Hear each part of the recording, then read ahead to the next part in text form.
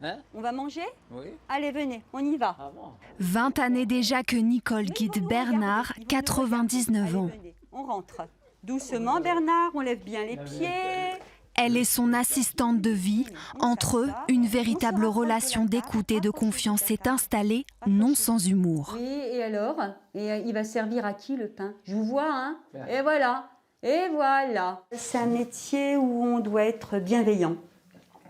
En fait, tout part de là, la bienveillance. Et puis, on est satisfait quand on part, que les gens sont bien, qu'ils sont heureux, qu'ils sont rassurés. Vous me ferez la petite vaisselle, je compte sur vous, hein? Après 45 minutes de soins et quelques consignes, il est temps de repartir rapidement. Une journée classique pour Nicole, c'est une dizaine de visites à domicile, plusieurs heures passées sur la route. On doit être très attentif auprès de nos aînés.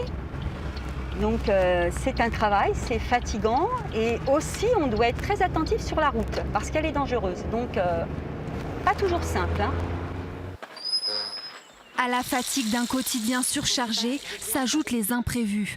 Depuis le Covid-19, les aides à domicile doivent en permanence porter un masque, redoubler d'attention. Encore, Nicole s'est adaptée.